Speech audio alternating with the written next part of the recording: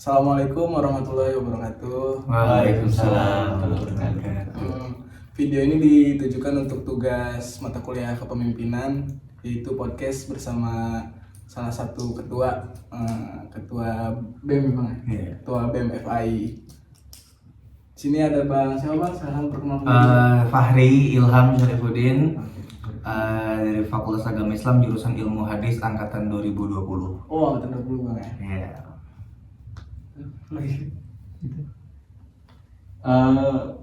Di sini saya ingin mempertanyakan profil tentang abang ini. Gimana caranya abang bisa masuk ke ranah Ranah organisasi dan bisa sampai jadi ketua. Iya. Menarik pertanyaannya langsung di awal tuh udah menarik. Langsung menarik ya. Jadi kalau misalnya ditanyakan profil seperti apa, ya itu sudah jelas ya, tadi Fahri Ilham dari Fakultas Agama Islam jurusan Ilmu Hadis asal Tangerang gitu kan, Tangerang, Gubernur Badan Eksekutif Mahasiswa Fakultas Agama Islam periode 2022-2023 gitu kan. Dan perlu lebih jauh lagi tentang profil? Boleh. Boleh ya. Boleh. memperpanjang waktu. Ya. Dan juga saya selain sebagai Gubernur BEM FAI, saya juga sebagai Kepala Bidang Hikmah IMM FAI UAD. Nah, seperti itu. Kepala Bidang Eksternal ya. Iya, eksternal, ranahnya eksternal gitu. Dan saat ini sedang menempuh di semester 6 ya, semester 6 lagi pengen menuju semester tua lah ya. Udah sibuk lah ya. Ya, alhamdulillah. Dan juga tadi terkait pertanyaan pertama, kenapa tiba-tiba masuk ke dalam ranah organisasi? Ya, sebenarnya yang ada dua jawaban yang selalu saya utamakan ketika diberikan pertanyaan seperti ini. Yang pertama terkait diri sendiri, yang kedua terkait faktor eksternal. Apa sih yang menyebabkan dari diri sendiri itu seperti apa? Legacy, bisa dibilang seperti itu ya, warisan. Jadi kalau misalnya dilihat dari sisi keluarga, itu bapak sama abang itu pernah menduduki jabatan yang cukup tinggi di kampusnya gitu loh. Bapak pernah jadi presiden BEM, dan abang itu pernah jadi ketua HMI. Seperti itu, pernah ketua HMI Komisariat Fakultas Hukum. Nah, kalau seandainya saya kalau dalam diri sendiri, kalau seandainya saya tidak melanjutkan apa yang sebelumnya keluarga saya lanjutkan ya, takutnya sangat disayangkan. Karena kan bahasanya seperti ini, saran dan masukannya pasti akan terus diberikan sama keluarga. Kalau seandainya tidak dimanfaatkan, ya saya sia-sia juga kan seperti itu. Nah, itu faktor dari internalnya. Faktor eksternalnya seperti apa? Faktor eksternalnya seperti ini. Waktu itu saya alhamdulillah dikasih rezeki mahasiswa yang mendapatkan beasiswa di UAD. Seperti itu. Yang otomatis kalau dalam sisi eksternalnya, ya kalau secara otomatis saya kuliah dari semester 1 sampai semester 8 itu dibiayai oleh Persyarikatan Muhammadiyah.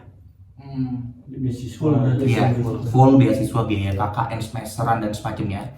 Nah, itu dibiayain sama Persyarikatan Muhammadiyah. Lantas apa yang bisa saya berikan?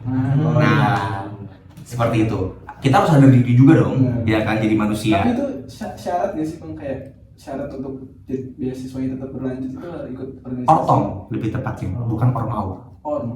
Iya, ortom. Karena kan memang bersyarikatan, seperti itu. Ada tidak adanya ormawa kayak semacam DPM, BEM, HMPS itu tidak mempengaruhi kuliahnya seperti apa. Tapi kalau ortom akan mempengaruhi, kan seperti itu. Nah, sisi mana nih yang bisa saya berikan kepada Muhammadiyah? Salah satu bentuk kecilnya deh, nggak usah kita bantu donasi dan semacamnya ya untuk Muhammadiyah, karena Muhammadiyah udah kaya.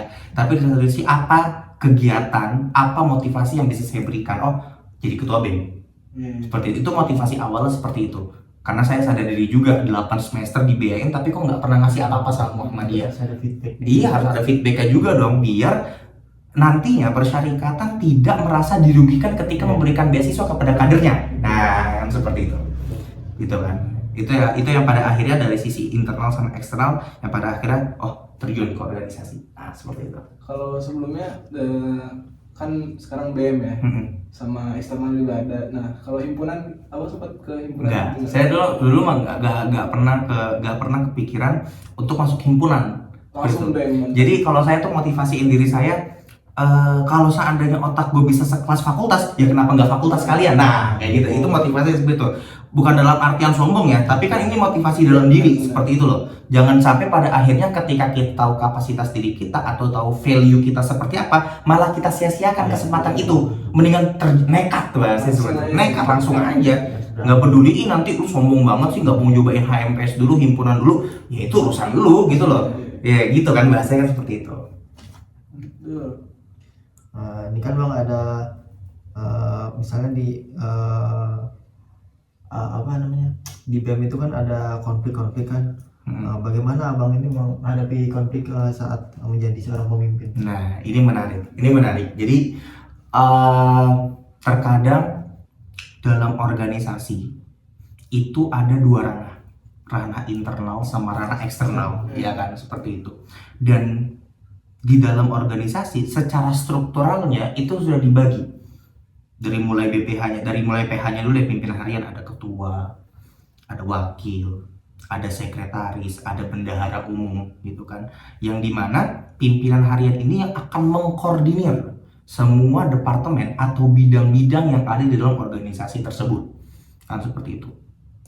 Kalau seandainya saya pembagiannya di BEM saya, karena ketuanya saya, ya saya pihak eksternal, dalam artian tidak mendiskreditkan kondisi internal seperti itu. Aktifnya di luar ya? Aktifnya di luar, tapi tetap memantau kejadian-kejadian atau masalah-masalah yang ada di internal itu sendiri. Nah, internalnya biar wakil saya. Agar kenapa? Agar kayak gini. Kedepannya, menurut pengalaman saya, kebanyakan anggota itu menganggap bahwa ketua atau pimpinan harian tidak melibatkan anggotanya dalam program kerja. Dalam pembuatan program kerja, dalam pertemuan apapun itu, anggota ada pasti yang tidak merasa dilibatkan. Nah, tujuan wakil itu untuk ketemu sama anggota adalah untuk menjaga stabilitas internal itu seperti apa. Gitu. Kalau misalnya ketua, kalau seandainya ketua juga yang harus turun tangan, capek. Makanya perlu adanya wakil, biar untuk menjaga stabilitas internal tersebut. Gak usah simpel sih, gak usah yang gede-gede, cukup aja nanya gimana kabar sekarang. Kadang itu yang diperlukan oleh anggota, seperti itu. Agar merasa dihargai. Agar merasa ternyata pimpinan gue memperhatikan gue juga kok. Nah, seperti itu loh. Nah, balik lagi, kalau seandainya bagaimana cara mengatasi konflik yang ada di internal itu seperti apa? Maupun eksternal. Iya, maupun eksternal. Yang pasti yang pertama komunikasi ya. Kalau seandainya konflik yang ada di internal itu, kita melihat dulu apakah ini pure kesalahan yang melakukan ataupun kita yang di luar pelaku tersebut. Karena kan di satu sisi kayak gini, kalau jadi pemimpin itu, kalau jadi ketua deh, jangan jadi pemimpin, karena sifatnya kalau di sini itu masih belajar gitu ya, tidak menggurui dan tidak digurui juga seperti itu. Nah, karena sifatnya seperti ini, kalau jadi pemimpin itu tidak bisa melihat melalui perspektif pemimpinnya aja, perspektif ketuanya, tapi harus dilihat juga dari perspektif anggotanya seperti apa. Jangan sampai ketika pada akhirnya ada konflik internal dan tiba-tiba ketua mengambil sebuah keputusan yang itu merugikan anggotanya, wah itu serba salah jadinya. Karena kenapa? Loh, anggota kan pasti bakal mikir kayak gini. Gua masuk ke organisasi ini sukarela loh. Gak ada profit, gak ada balasan apa-apa. Kenapa malah lu membuat kebijakan yang sifatnya merugikan gua? Nah, kan seperti itu. Artinya kan harus ada balance, harus ada penyeimbang. Seperti itu. Makanya kalau seandainya dalam konflik internal, itu biasanya kita pertemukan dulu dengan pelaku, dengan korban. Misalnya ada kerusuhan dalam internal ya. Walaupun memang pada dasarnya manajemen konflik itu diperlukan dalam organisasi. Yang pertama untuk apa? Strategi internal. Kadang itu kan organisasi di awal-awal itu kan semangat, pasti pertengahan sampai akhir loyo dan semacamnya. Perlu adanya manajemen konflik. Biar kenapa? Kebersamaannya muncul. Seperti itu. organisasi ini milik kita bersama, bukan milik ketua, bukan milik wakil, tapi milik kita semua. Kita yang harus menjaga ini. Makanya manajemen konflik itu terus dijaga, terus dipelajari gitu loh, terus dikembangkan seperti itu kalau dalam manajemen konflik. Terus Bang, kalau misalnya dari eksternal maupun internal itu yang sering terjadi itu yang mana? Sering terjadi Contoh kasus. konfliknya. Contoh kasus ya. Contoh kasus aja. Yang sering terjadi. Internal ya. Biasanya kalau kalau internal sih pastinya ini ya, antara permasalahan anggota satu dengan anggota lainnya. Terus ada kayak gini. Kadang itu misalnya ada, kalau dalam tim saya itu ada namanya departemen olahraga. Ada departemen olahraga. Kita ambil contoh itu ya. Departemen olahraga sama departemen sumber daya mahasiswa. Iya. Ada 2 departemen ini. Kadang kalau seandainya ada departemen olahraga lagi menjalankan programnya, itu hanya departemen olahraganya saja yang menjalankan program kerja. Padahal jelas itu bukan program kerja departemen olahraga, tapi itu program kerja BEM. Jadi itu sebenarnya masalah internal yang sering terjadi. Tidak ada rasa bahwa itu program kerja bersama, tapi program kerja departemen. Nah, Harusnya yang semua terlibat. harus semua terlibat, karena kan bagaimana cara mensukseskan program kerja itu kan bagaimana cara kita mengapresiasinya. Iya. Dengan apa? Membantu program kerja itu untuk disukseskan. Nah, seperti itu. Kalau misalnya yang kedua tuh aktifnya di eksternal gitu Iya. ya. Kalau salah satu ini contoh kasus kayak ada di eksternal tuh apa? Ada request gak permasalahan apa gitu? Biasanya banyak gak sih kalau eksternal tuh masalah-masalahnya? Iya sih, biasanya banyak. Biasanya kayak intervensi Iya, seperti dari- itu ya. Tekanan-tekanan gitu, kayak misalnya contoh kadang kan senior lah gitu loh. Senior, intervensi dari senior dalam artian seperti ini. Harusnya kan senior itu sadar bahwa ini masanya kita, Betul. ini masa juniornya. Tapi terkadang senior itu juga suka mengambil alih sebuah keputusan yang sudah dibuat di juniornya. Nah, seperti itu. Iya. Kadang permasalahan situ. Kadang kalau tekanan seperti itu. Tapi itu kan bagaimana, kembali lagi bagaimana ketuanya itu bisa mengambil secara tegas keputusannya. Kan seperti itu. Karena kan saya selalu beranggapan bahwa setiap orang itu ada masa, dan setiap masa itu pasti ada orangnya. Betul. Seperti itu. Dan nggak mungkin orang itu sama terus masanya, kan seperti itu. Pasti lagi banget. Iya, itu kalau dari sisi eksternal.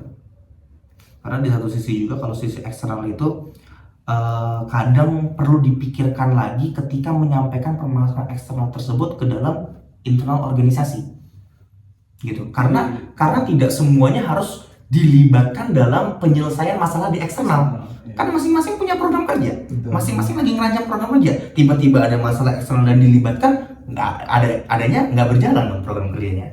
Seperti itu. Nah, yang pertanyaan selanjutnya nih ya, tips dan trik dalam memimpin tuh apa sih? Waduh, tips dan trik dalam memimpin. Tips dan trik dalam memimpin. Oh iya, yang pertama ya, tips dan trik. Ini yang selalu saya sampaikan. Baca buku. Baca buku. Tips dan trik yang Literasi. pertama, literasi itu sangat penting ya, karena kayak gini. Jangan mengartikan literasi itu atau membaca buku itu adalah sesuatu hal yang kolot, membosankan semacamnya. Oke, let's say kalau seandainya kita memakai kata baca. Baca itu bukan hanya buku. Membaca situasi, membaca peradaban, membaca langkah, membaca keputusan, gitu. Jadi di satu sisi upgrade diri. Nah, bahasa tujuannya seperti itu, upgrade diri. Karena kalau seandainya kita tidak mau nge-upgrade dari hal kecil buku gitu loh, wah itu sangat sulit ya dalam artian untuk mengambil sebuah keputusan, karena perlu adanya pertimbangan dari pembacaan kita sebelumnya dalam mengambil sebuah keputusan. Nah, seperti itu. Itu yang pertama. Literasi. Baca. Terus yang kedua percaya diri. Kadang itu orang kalau seandainya udah diamanahkan masih aja malu-malu.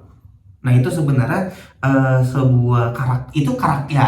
Maksudnya gini, percaya diri itu kan bisa dibangun ya. Betul. Beda gitu karakter, beda introvert namanya baru gitu. Tapi kalau malu itu menurutku itu adalah suatu hal yang bisa dihilangkan Karena pada dasarnya orang itu mempunyai kepercayaan dirinya akan potensinya masing-masing seperti apa. Kalau seandainya dari awal aja udah malu dan semacamnya, gimana anggota mau percaya sama ketuanya kalau apapun malu? Sama ya kayak insting gak sih bang, kayak udah kepepet gitu kalau misalnya ini pasti insting manusia untuk cari jalan keluar tuh kan ada aja. Nah iya, kadang kan the power of kepepet, iya kan, the power of kepepet, iya kan. H-1, wah baru ketemu nih tugasnya, kayak gitu, kayak gitu kan. Nah itu seperti itu juga, makanya percaya diri itu menurutku merupakan salah satu hal yang penting ya dalam sebuah kepemimpinan seperti itu. Terus yang ketiga, belajar menghargai dan menjalani keputusan orang lain. Itu yang kadang orang sulit untuk dilakukan, karena pada dasarnya manusiawi ya, ego itu manusiawi. Ego tinggi itu manusiawi. Kita kadang suka nggak suka sama keputusan orang lain, sama pendapat orang lain ya, tapi karena kita berada dalam organisasi mau nggak mau harus menghargai itu yang kadang sulit dilakukan sama orang lain, itu seperti itu. Walaupun egonya tinggi. Wah jelas seperti itu. Nah itu beberapa tips and trick ya yang bisa di sharing lah bahasa seperti itu selama satu periode memimpin ini seperti apa, seperti itu. Ini kan bagaimana sih contoh pemimpin yang ideal seperti apa gitu? Contoh pemimpin yang ideal ini langsung konkretnya nih, karena kebetulan. Menurut abang aja. Hah? Menurut abang. Maksudnya ini nama tokoh atau gimana nih? Iya. Nama tokoh siapa bisa. yang ideal? Wah ini ideal nih langsung konkret nih, langsung to the point nih. Iya. Nabi Muhammad. Karena dari FHI juga. Benar. Karena dari FHI ini jelas dong. Ya, jelas. Iya benar dong. To the point dong. Enggak. Sebenarnya ada poin menarik kenapa pada dasarnya saya menyebutkan Nabi Muhammad ya. Karena di satu sisi kayak gini. Kalau seandainya saya beberapa kali baca literatur yang ada, buku-buku yang saya punya dan saya baca, orang Eropa yang menganggap Nabi Muhammad itu bukanlah nabi. Pernah nggak dengar kayak orang Eropa, orang Barat itu ya tidak mengakui kenabiannya Muhammad, tapi dia mengakui bahwa Nabi Muhammad itu adalah pemimpin. Seperti itu. Itu uniknya. Sejarawan, sastrawan seperti itu. Kayak jenderal, panglima perang. Artinya kan seperti ini. Iya, jadi kan di satu sisi orang-orang Barat itu juga tidak menafikan bahwa Nabi Muhammad itu mempunyai keahlian juga. Seperti itu loh. Dalam hal ini ya, maksudnya kalau kenabian itu urusan lain gitu ya. Tapi kan di satu sisi ada keahlian yang memang diakui sama dunia tentang kepemimpinan seperti apa. Nah seperti itu. Itulah mungkin kadang orang itu yang kurang melihat di sisi itunya. Kurang melihat di sisi bahwa Nabi Muhammad itu bukan hanya sekedar nabi, tapi dia pemimpin juga, sastrawan juga, seperti itu loh. Banyak hal-hal yang pada dasarnya Nabi Muhammad itu lakukan yang kita baru sadar di masa saat ini. Nah seperti itu yang kadang-kadang itu. Tapi kalau menurut abang sendiri tuh gimana yang ideal menurut abangnya sendiri? Nah ideal ya. Yang pemimpin yang ideal menurut saya itu adalah pemimpin yang sifatnya adalah adaptif,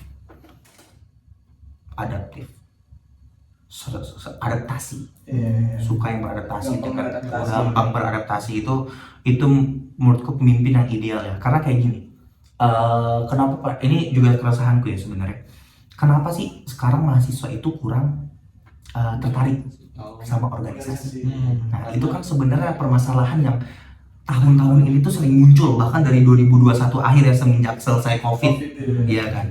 Kenapa sih pada akhirnya mahasiswa, kalau pemimpin yang adaptif pasti akan mengetahui permasalahan di mana. Kalau pemimpin yang tidak adaptasi, yang tidak adaptif, pasti akan mengasumsi saja, pasti akan menerka saja. Mental mahasiswa sekarang lemah. Itu bukan permasalahan kenapa pada dasarnya mahasiswa kurang tertarik sama organisasi. Beda, itu permasalahan yang beda, seperti itu loh. Gak bisa disamakan bahwa itu adalah permasalahan mutlak bahwa mahasiswa itu tidak suka organisasi. Pasti ada faktor lain yang menghambat. Contoh, lebih bagus program Merdeka Belajar daripada organisasi. Itu kan berpengaruh dari faktor eksternalnya. Ayo. Nah, makanya perlu kenapa kalau sekarang dunia yang berbasis data, survei, dan semacamnya. Berapa persen mahasiswa di UAD yang tertarik organisasi? Berapa persen mahasiswa UAD yang tidak tertarik organisasi? Kan habis itu bisa dibedah, tidak tertariknya karena kenapa, respondennya berapa dan semacamnya. Nah itulah yang kita jadikan acuan bahwa oh program kita ini harusnya yang bisa sesuai dengan kemauan mahasiswa. Contoh terkecil, konversi nilai SKS. Ayo. Itu salah satu program deh. Itu salah satu. Di himpunan FI ada seperti itu, yang mengkonversi nilai seperti itu. Apa? Ilkom kan? Berarti apa nama himpunannya? Himpunan apa sih? Himpunan mahasiswa. HMPS-nya? MPS-nya Himakom kan? Iya, Himakom kan? Apa program? Kalian tahu nggak programnya apa? Karena kami bertiga tidak masuk salah satu organisasi. Iya. Tahu. Di jurusan kalian ada ini nggak mata kuliah apa yang bersifat komunikasi, ngomong public speaking lah bahasanya? Ada nggak? Ada. Kalau seandainya Himakom ngebuat program kerja public speaking, program dari dia dikonversikan nilai, ayo kolaborasi sama prodi, enak gitu kan, rame. Mahasiswa pasti akan mau kan, anjir gua ikut agenda ini bisa dikonversikan nilai gua nih. Iya. SKS. Pasti bakal yang banyak yang mau kalau kayak gitu. Iya kan? Ada Iya. feedbacknya lah. Iya, ada feedbacknya. Oke, kalian ikut kelas public speaking selama beberapa kali, kalian tidak usah mengikuti kelas formal berapa kali juga, karena udah mengikuti di Himakom. Kan seperti itu enak jadinya. Siapa yang gak tertarik coba mahasiswa yang kayak gitu? Apalagi sifatnya yang fleksibel, bisa ngerokok dan semacam. Enak itu. Enak, tapi kan orang suka kurang lihatnya di situ, kurang lihatnya di situ potensinya gitu. Aku juga pernah denger sih itu yang apa konversi nilai satu mata kuliah gitu. Iya. Dari kampus mengajar kalau nggak salah. Iya. Satu Nah. mata kuliah itu. Nah, artinya kenapa? Mahasiswa sekarang tertariknya pada kayak gitu-gituan kan? Iya. Nah, itu yang tidak bisa dimanfaatkan sama organisasi-organisasi sekarang. Meskipun ya di BEM saya juga banyak kekurangannya, tapi di satu sisi kan kadang kekurangan-kekurangan tersebut bisa menjadikan pelajaran ke depannya seperti apa. Mungkin bisalah dengan di ketua selanjutnya aku bisa ngasih saran. Di periode seperti ini, kesalahannya adalah ini. Mungkin bisalah di periode kalian diminimalisir kesalahan tersebut. Kan komunikatif jadinya kan. Iya. Nah, seperti itu. Yang terakhir nih, Apa? quotes atau motivasi untuk Quotes. teman-teman kita lah. Saya harus jadi Mario Teguh dulu kan? Untuk teman-teman yang nonton gimana? Teman-teman yang menonton. Iya. Kata-kata hari ini. Oke. Sebenarnya ini kata-kata yang saya keluarkan ini sebenarnya itu merupakan hasil dari baca-bacaan buku saya sebelumnya. Seperti itu. Bahwa pada dasarnya kayak gini. Perubahan itu adalah suatu hal yang ditakuti manusia. Tapi kadang manusia itu nggak sadar bahwa perubahan itu bisa menjadikan manusia itu lebih baik dari sebelumnya. Seperti itu. Bagus. Itu ini serius. Benar. Ini serius. Halnya seperti itu quotes-nya yang ada malam ini. Udah. Oke teman-teman, mungkin itu aja podcast malam ini yang kami Bisa sampaikan. kita Obrolkan. Iya, Bisa kita obrolkan. Assalamualaikum warahmatullahi wabarakatuh. Waalaikumsalam warahmatullahi wabarakatuh.